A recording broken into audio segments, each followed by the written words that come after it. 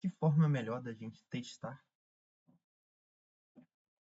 um novo conhecimento se não aplicando no sistema mais incrível já visto pela humanidade, que é o oscilador harmônico?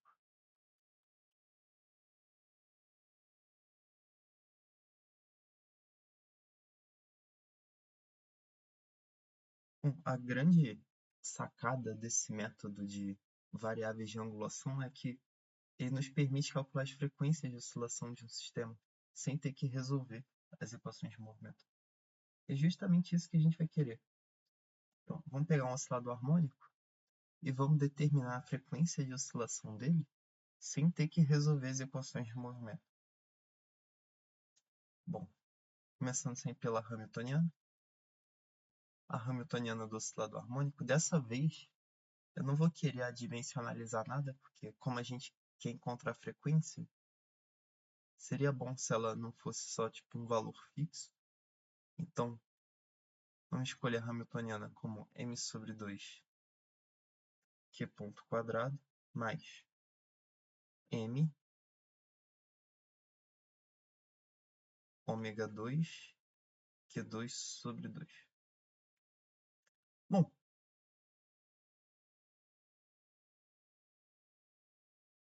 na verdade essa não é a Hamiltoniana, né? Porque a gente tem que escrever em função dos momentos. Em função dos momentos, isso aqui fica π ao quadrado sobre 2e. E como essa Hamiltoniana não depende do tempo, a gente já sabe que isso aqui é uma constante alfa.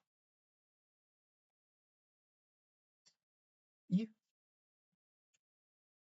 a gente poderia calcular a variável de ação. Nesse caso é uma só, porque a gente só tem uma dimensão nesse problema. A variável de ação, ela vale 1 sobre 2π, a integral na curva fechada de p daqui. Aqui a gente não precisa calcular a integral explicitamente. Por quê? Vamos olhar para as curvas no espaço de fase que o oscilador harmônico descreve. Fazer um gráfico de P. Por quê? É aqui, ó. Quando o P vale 0, o Q vai ter dois valores. Que jogando para o outro lado,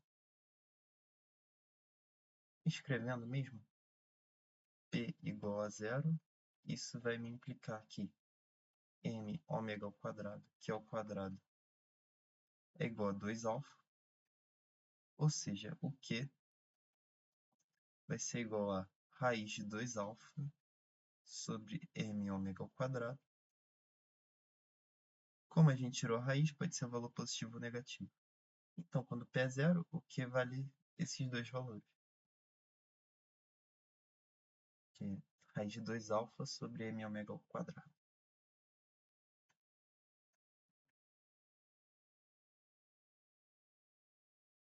Agora, quando o Q for 0,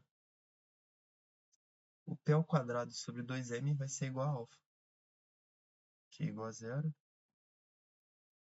P ao quadrado sobre 2m é igual a alfa, logo o P é igual a mais ou menos raiz de 2m alfa.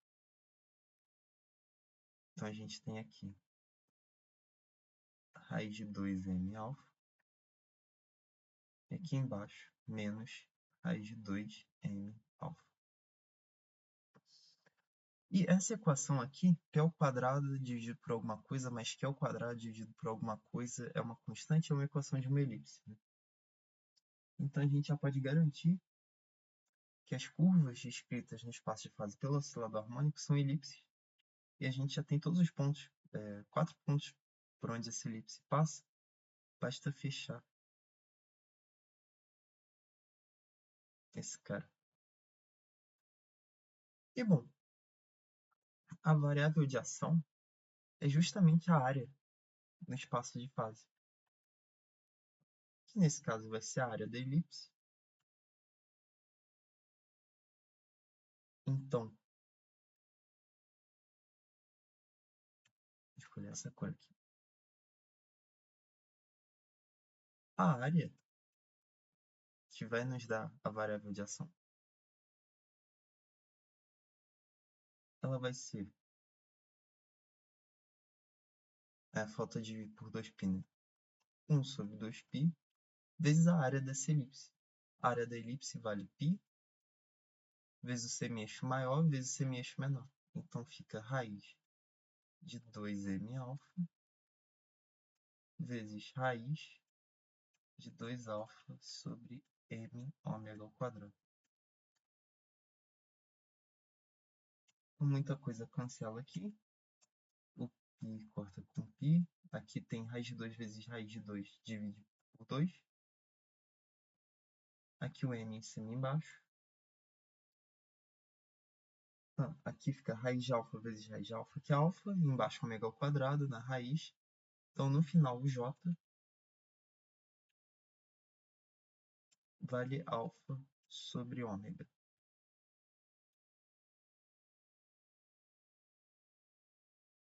Ótimo. Só que esse alfa, ele era o próprio valor da hamiltoniana que era conservado, certo? A gente chamou a hamiltoniana de alfa. Então, a gente pode escrever j como sendo hamiltoniana dividido por ômega, ou seja, a hamiltoniana vale ômega vezes j. E, pela equação de Hamilton, a gente tem que φ ponto é dH dj, que é igual a ômega. Então, a gente conclui aqui que a frequência angular das soluções do oscilador harmônico é justamente ômega.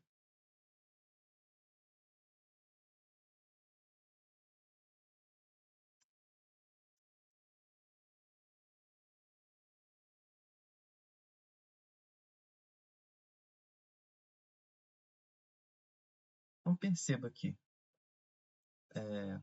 pode parecer óbvio dizer que a frequência do oscilador harmônico é ômega, mas a gente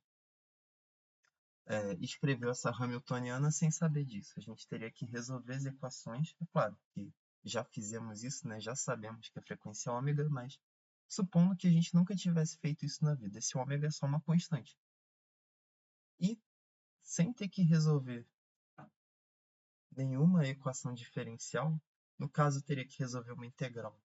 Só que aqui isso foi simplificado pelo cálculo de uma área de elipse. A gente conseguiu determinar qual que é a frequência de movimento desse sistema. E essa é a real utilização das variáveis de angulação, permitir que a gente calcule as frequências de oscilação.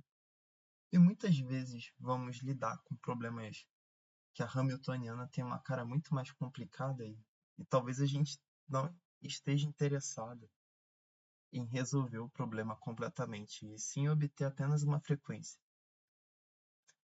E por isso que esse formalismo é tão interessante e que eu queria passar ele aqui para você.